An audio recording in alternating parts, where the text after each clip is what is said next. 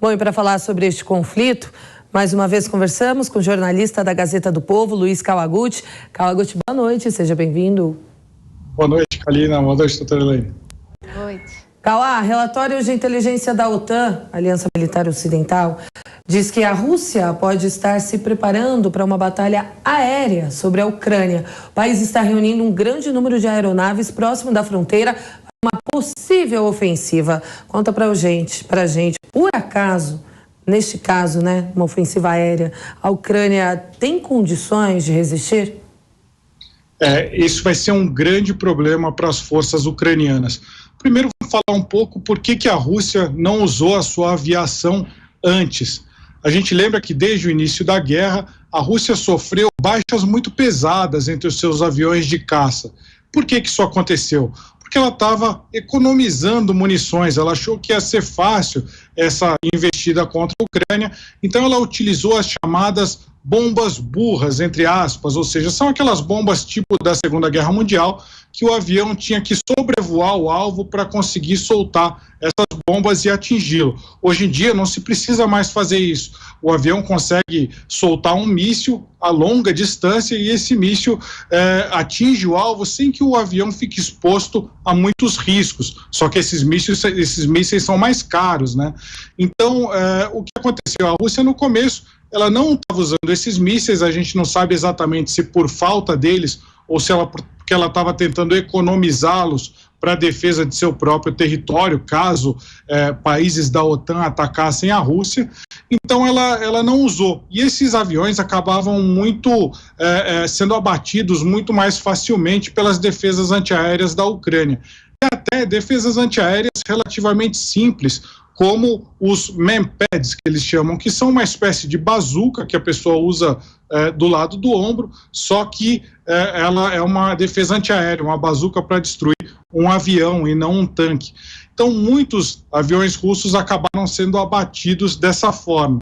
A gente não sabe como que vai ser agora esse ataque aéreo da Rússia. Talvez talvez Putin tenha decidido colocar a mão no bolso aí e colocar os seus mísseis mais poderosos. Se isso acontecer, vai ficar muito mais difícil para a Ucrânia se defender. Só que a Ucrânia de agora não é a mesma aí da invasão, no sentido de que ela recebeu muito mais armas já do Ocidente. Então tem muito mais defesas antiaéreas do que existia no começo da invasão, quando os primeiros caças russos aí foram derrubados. Claro que os caças ucranianos também foram derrubados. Acredita-se aí que não se sabe exatamente quanto, mas a Rússia perdeu diversos caças. Eu mesmo vi, quando estava na Ucrânia, vi a fuselagem de caças que foram derrubados na região ali de Donbás, caças ucranianos.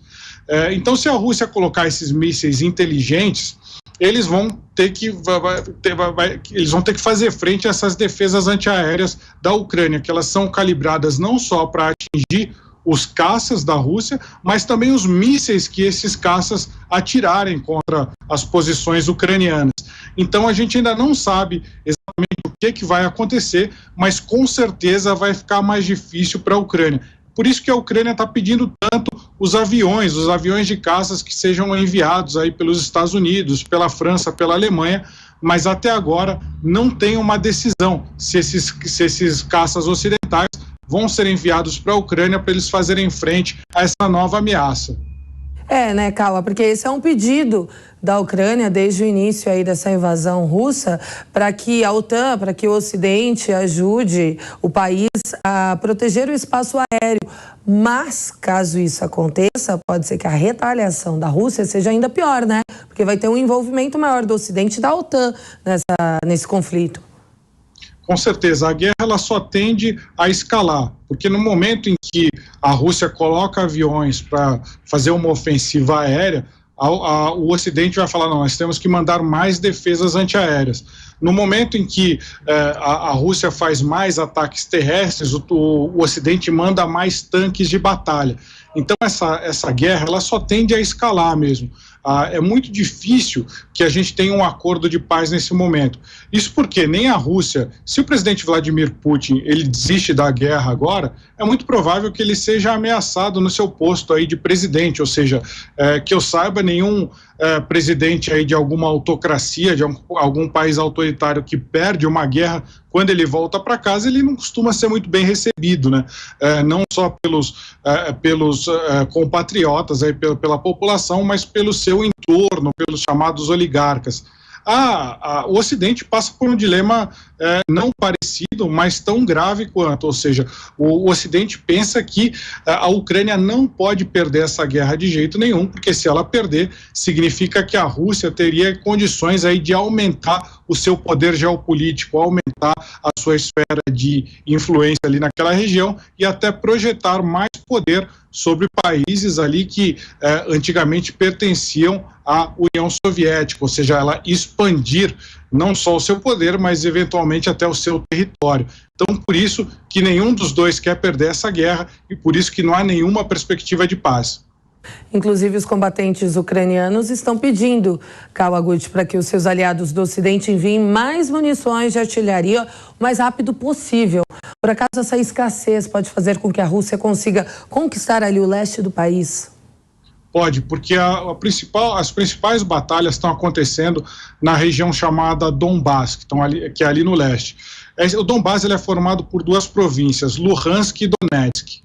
Luhansk já está praticamente toda conquistada pela Rússia, só falta pequenas partes ali no norte, e Donetsk, todo o sul está conquistado pela Rússia, mas da metade para cima, aí do centro para o norte, ele é uma província ucraniana ainda. E é lá que a Rússia está forçando para avançar, numa cidade chamada Bakhmut, que a gente já discutiu aqui em outros programas. E o que está se vendo é que a doutrina militar russa é atirar com muita artilharia e depois enviar ondas atrás de ondas de combatentes para tomar o território. E a Ucrânia precisa responder com essa artilharia para não ser tomado esse território. Então tem que responder à altura. E não está tendo mais munição, porque o Ocidente, que está mandando essas granadas de artilharia, principalmente, é a bala de canhão, por assim dizer, não tem capacidade de produzir tantas balas de canhão quanto a Ucrânia precisa. Quando eu estava ali em Bakhmut em dezembro, você ouve o barulho das explosões dessas granadas de artilharia ininterruptamente, não para o dia inteiro, tanto de um lado quanto do outro. Não tem um momento de silêncio. E o que está acontecendo é que os países ocidentais eles não têm estoques para mandar mais para a Ucrânia, porque essas balas de canhão, elas estragam com o tempo, elas são perecíveis. Então, cada país só fabrica o suficiente ali para o seu país, para as suas forças armadas poderem treinar com aquelas balas de canhão. Então, agora, o Ocidente está aumentando a produção como se o Ocidente mesmo estivesse em guerra, o que na prática está acontecendo, uma guerra por procuração. Mas eles não estavam preparados, eles não tinham estoque para tudo isso, e a Rússia tinha estoque. Então, por isso, a Rússia está com mais chance nesse campo de batalha e nessa faceta da guerra. Doutora Elaine. Kawa, boa noite. Se a Rússia eventualmente tomar Bakhmut, isso pode já ser um sinal de que ela venceu a guerra, ou seja, isso vai efetivamente enfraquecer a Ucrânia e a gente vai ter aí um término bem mais rápido dessa guerra? É possível que não, doutora, pelo seguinte, Bakhmut ia ser uma derrota muito grande, perder Bakhmut ia ser uma derrota muito grande para a Ucrânia, porque é uma cidade que eles estão defendendo desde junho do ano passado. Ela é importante porque ela dá acesso às cidades maiores dentro de Donetsk, como, por exemplo, a cidade de Kramatorsk, onde está o grosso das forças ucranianas ali. É lá que ficam as forças de reserva, onde ficam os postos de comando, os generais ucranianos. Então, se eles tomam Bakhmut, eles têm praticamente uma estrada livre para Kramatorsk. Se eles tomarem Kramatorsk, eles conseguem tomar uma outra cidade chamada Sloviansk, e aí eles pegam toda a região. Então, Bakhmut está funcionando como um tampão ali. Se a Rússia passar dali, aí sim ela pode ter uma chance de completar o seu objetivo de tomar toda a região de Donetsk e, consequentemente, o Donbás. Aí tem uma possibilidade, sim, do presidente Vladimir Putin, se ele conseguir conquistar todas essas cidades, ele consegue voltar para casa e falar, olha, o nosso objetivo inicial era tomar o Donbás, libertar os nossos cidadãos, o que é uma mentira, porque é claro que existe gente lá que prefere ser governada pela Rússia do que pela Ucrânia, mas não é uma questão de libertar essas pessoas militarmente. Isso foi uma mentira que a Rússia contou. Então, se ele consegue voltar para casa e falar libertamos os nossos cidadãos, ele pode ter uma desculpa aceitável para falar o objetivo da guerra foi conquistado, nós vamos negociar a paz. Aí sim poderia ser uma saída, mas a Ucrânia dificilmente vai aceitar perder essa região e vai continuar guerreando para tentar retomá-la se isso acontecer. Agora, Kawaguchi, a Rússia, ela também está expandindo as suas ferramentas de censura, né? A novidade é um software chamado Oculus, que escaneia textos, fotos e vídeos nas mídias sociais em busca de conteúdos que disseminem informações falsas sobre a guerra. A pergunta é, Kawaguchi, essa ferramenta ela também consegue encontrar até insultos pessoais contra o presidente Vladimir Putin? É isso aí.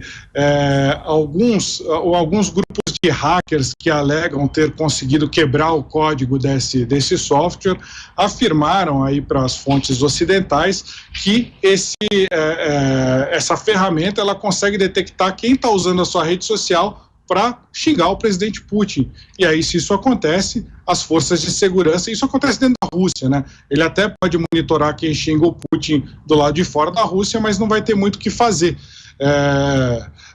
Em tese, né, dependendo.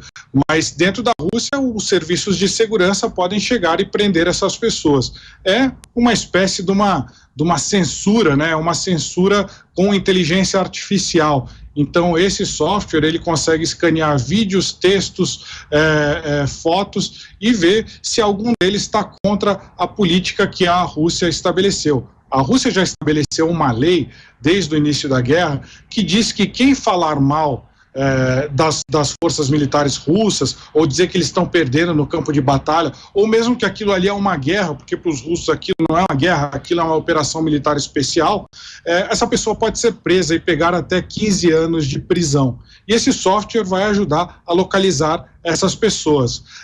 Tem até, inclusive, um caso que foi divulgado aí amplamente na imprensa internacional, principalmente pela rede britânica BBC, de uma adolescente de 20 anos, chamada Olesya, o que ela era uma estudante de faculdade na Rússia, e o que ela fez? Quando a gente teve aí alguns meses atrás, no ano passado, quando os ucranianos conseguiram explodir uma ponte russa que ligava a Rússia à Península da Crimeia, ela postou nas redes sociais que os ucranianos estariam felizes naquele momento de ter explodido a ponte.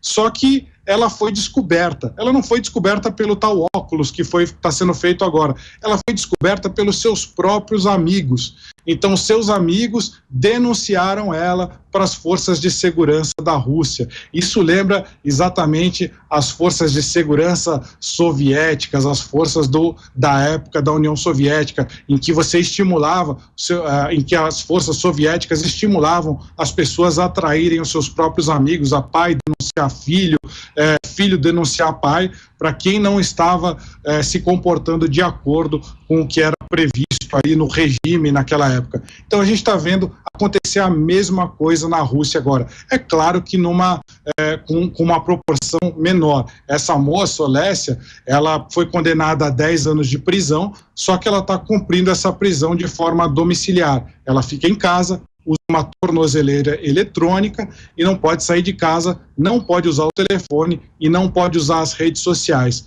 É assim que a Rússia trata quem discorda das suas opiniões. E ela foi denunciada por amigos, né? Que amigos? Se são amigos, imagina os inimigos, Deus me livre.